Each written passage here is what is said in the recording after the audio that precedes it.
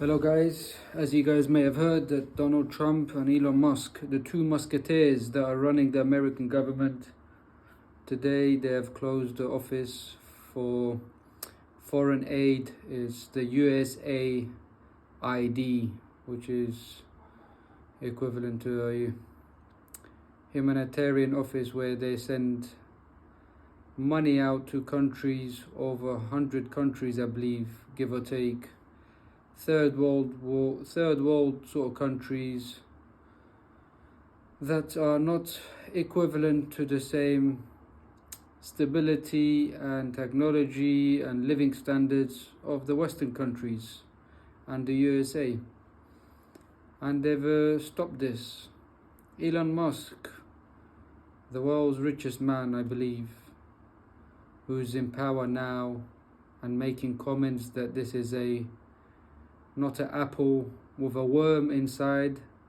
Instead, it's a whole apple with a whole lot of worm inside. I don't know what this guy wants from the world. And his true colors are showing, in my own opinion. This guy is nothing but a narcissistic, power-hungry, racist scum.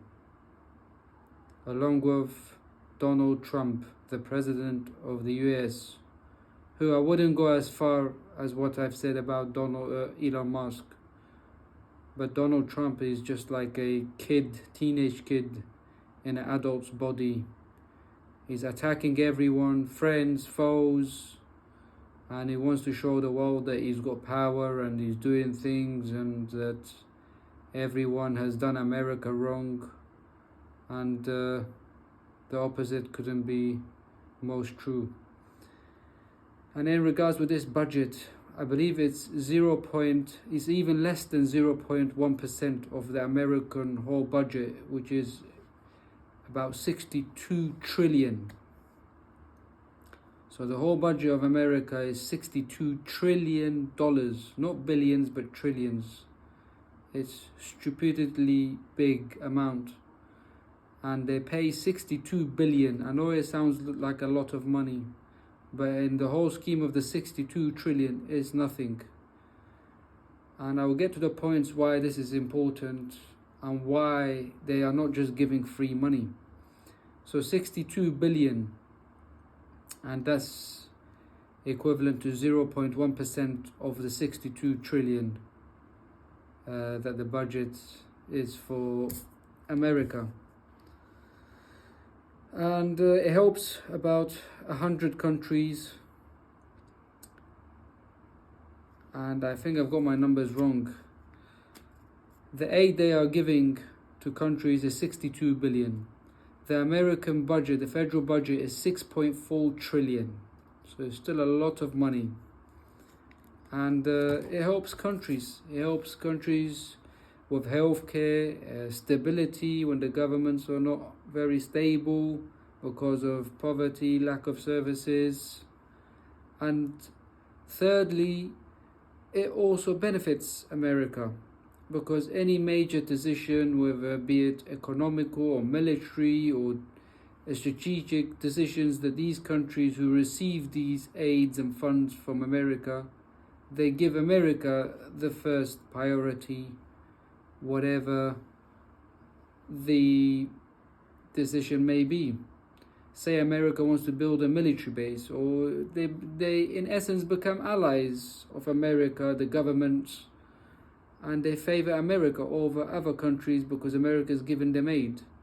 So this money also benefits America. They are doing something good as a deed, but in this day and age, there is no deed out of someone's good heart, in this case countries. So America's not doing this out of their love for humanity and morally it feels right as a superpower in the world. And I feel like this is where everyone gets it wrong, and these supporters of Donald Trump and Elon Musk and this anti-immigration movement, which I don't think is a majority in America, but these people are in power. You got idiots like Elon Musk. I don't even believe the guy's a smart man. He's a donkey from South Africa, from a white racist family who were already rich, and the technology and the stuff that they come up with, Tesla and what have you, these are all scientists, smart people, educated people coming up with this innovation. He pays them their wages. So this Elon Musk, and if he was really a smart person, he would not be supporting people like Tommy Robinson's here in the UK and these right-wing racists and give them a voice. So this just proves that this guy is not a smart guy or a genius like some people think he is. He's just an ignorant, arrogant, racist, narcissistic pig, in my view. Whereas Donald Trump is just, like I mentioned earlier, is a teenager in a man's body. He wants power, he wants legacy before he dies, I assume. And yes, so the point that people are missing about this aid, even here in the UK, foreign aid and all of this is not the goodwill of the UK government or the American government because they love humanity and they feel sorry for these third world countries. And yes, there may be a sense of that in there as well, but mainly is to favor big decisions when it comes to these great powers, as we are talking about America. So it's America that has 750 military bases across the world. There is no other country that has this amount of military bases around the world. So these countries that get support, they favor America in many big decisions, and in essence it pays dividends. Yes, they're paying 62 billion out every year, but at the same time, if you look at all the net assets or net interests that America gets, it pays off maybe twice over. So that is the key to this. And this is what some of these people don't understand, who are beating their chest and saying, yes, he's doing a great thing, this is going to waste and corruption and what have you.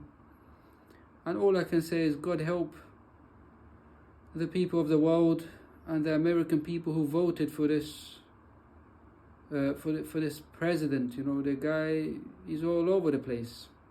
I'm not saying previous presidents are better and stuff, but it just feels like this guy doesn't know what he's doing. He's attacking friends, foes, enemies, even non-enemies.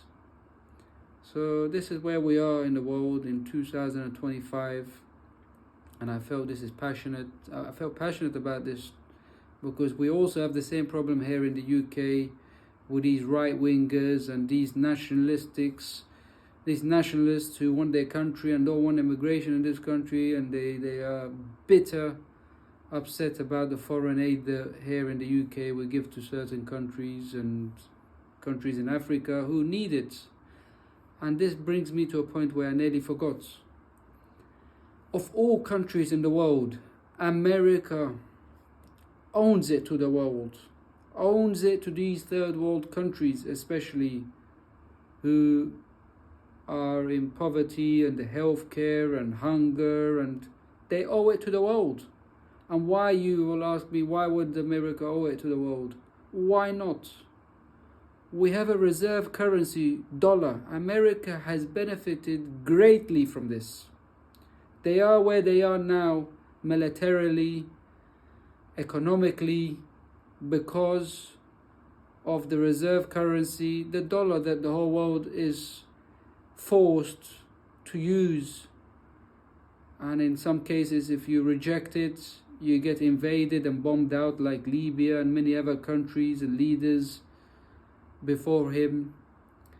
And now we have sort of a uprising or a opposition to this dollar currency, reserve dollar currency. We have the BRICS, which is a growing community of countries where they are coming together and they want to stop using the dollar for certain transactions, oil, gas, and maybe even more. And this is growing, and this is becoming a challenge to America's dominance of the currency. And we don't know how this will play out in the future, whether there will be World War III over this, because America doesn't want to give up its dominance in this field which it has benefited greatly. So this was the fourth point that I wanted to highlight, that America owns it. This 62 billion is nothing. It's peanuts. They owe it to the world, but they also get more than 62 billion back, as I mentioned, in terms of favorism and in terms of first right, first decision when it comes to military, economic, strategic moves that America want to implement. So yes, America owns it to these countries and to the world, to protect this world and stop causing problems and chaos, because they have benefited from this reserved currency of dollar, and it's brought them where they are economic wise. And God help us all, the human race, because things are complicated. And then when you have these egocentric human beings that are in charge of militaries and powers, and this is what you get. And it just shows you the deficit in some of the American people who voted Trump in. Yes, he's unorthodox. He ain't your Biden and Hillary Clinton and the rest of them that have gone by. He's different in terms of he's got no game. He's whatever comes to his mind and his tongue and his ego, he says it. Yes, we see the differences in that sense, but that doesn't make things good and safe. So I hope you guys have enjoyed my little rumble about this situation. As a human being, I feel passionate about it. If you can help your fellow human being, your fellow countries, why not? I don't know what I am. I might be a humanist. I don't know what to name, but as a man of God and fear and morals, you got to do the right thing. If I have enough money, I will give to charity. I will help others. But you've got to look after yourself first, and this is where they are getting it wrong, where they say America first, America first. Yes, America's always been first. It's always had it first, especially when it comes to its reserve currency, the dollar, and they've benefited greatly. So why not give some back to these countries that need the help and assistance and the healthcare and the humanitarian aid and hunger and diseases, and because it pays back at the same time. Thank you for watching my video, guys. Leave me a comment, let me know what you guys think.